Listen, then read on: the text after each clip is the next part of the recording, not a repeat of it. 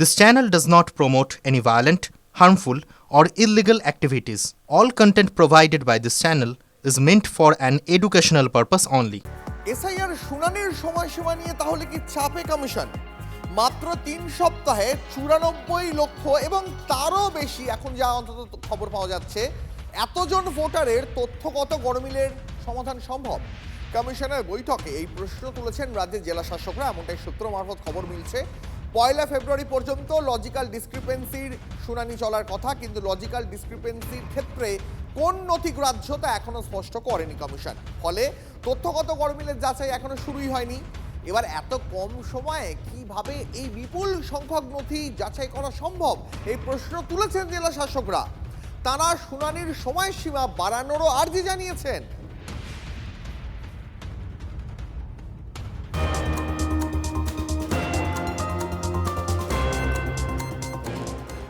এই মুহূর্তে আরো একটা খবরে নজর রাখবো, ডোমকলের দিকে নজর রাখবো। ডোমকলে বিডিও অফিসে তৃণমূল নেতার তাণ্ডবের সিসিটিভি ফুটেজ এবার আপনাদের দেখাবো।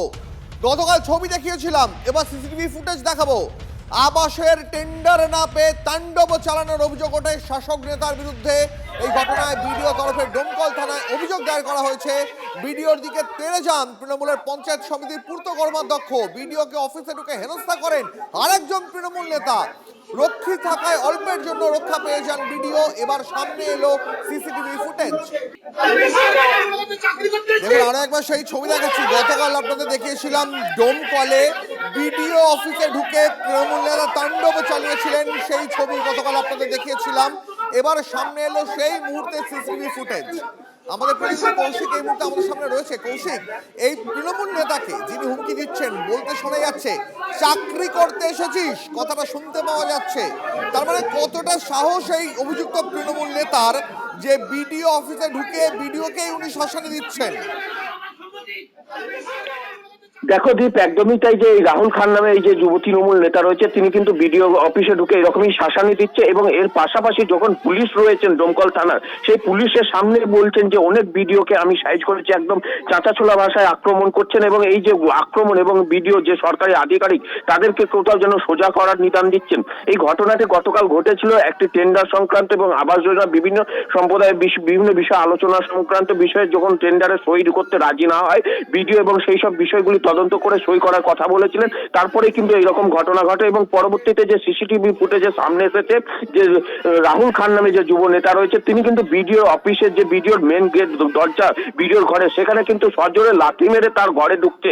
এতটাই তাদের হিম্মত এবং সেখানে লাথি মেরে দরজায় ভেঙে ঘরে ঢোকার চেষ্টা করছে। এবং পাশাপাশি রাহুল খানের পাশাপাশি অন্য এক তৃণমূলের যে পূর্ত কর্মাধ্যক্ষের উপস্থিতিতে এরকম ঘটনা ঘটেছে। এছাড়াও মৎস্য কর্মাধ্যক্ষ প্রসেনজিৎ ঘোষ, তিনিও কিন্তু গালিগালাজ করছে। সেই সিসিটিভি ফুটেজের মধ্যে কিন্তু সেই ফুটেজ এবং তার সেই কথা এবং রাহুল খান যেভাবে আক্রমণ করছে বিডিওকে, যে ভাষায় আক্রমণ করছে, সেখানে কিন্তু একটা কোথাও না কোথাও যে যারা সরকারি আধিকারিক তাদের উপর একটা মনোভাবের কিন্তু একটা ইঙ্গিত মিলছে। কৌশিক, ধন্যবাদ, নজর রাখো। গাড়ির শোরুমে তাণ্ডব, কর্মীদের মারধর করেও সহজেই জামিন মিলল। ধৃতর বিরুদ্ধে জামিন অযোগ্য ধারাই দিল না পুলিশ। শিলিগুড়ি পুলিশ কমিশনারেটের ভূমিকায় তুঙ্গে চর্চা। দিন কয়েক আগে আপনাদের দেখিয়েছিলাম এই বাংলায় শিল্পপতিদের অবস্থা।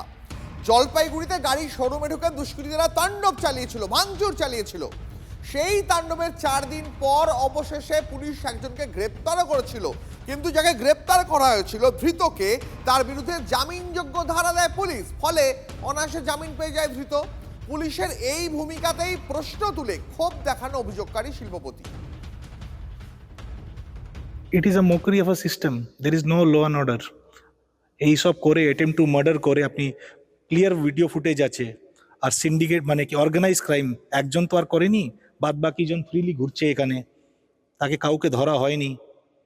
আর যে কে ধরেছে ওকেও রিমান্ড চাইনি, সব বেলেবল সেকশন দিয়েছে। আবার ওর তো আরো সাহস বাড়বে, আরো বেশি করবে।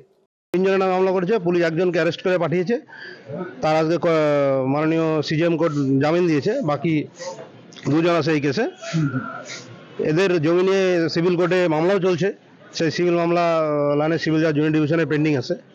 আরও একটা কেস দিয়েছিল, সেটা গতকালকে ওনারা বেল নিয়েছে, কোর্টে সারেন্ডার করে বেল নিয়েছে।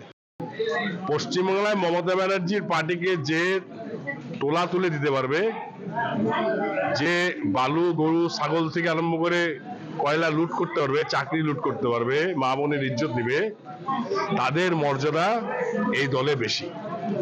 এটাই স্বাভাবিক ঘটনা। ধারা কী দেবে সে তো বিচার করবে পুলিশ, এবং পুলিশ এটা তদন্ত করতে গিয়ে যেটা পেয়েছে তার উপরে ভিত্তি করে পুলিশ এদের ধারা দিয়েছে।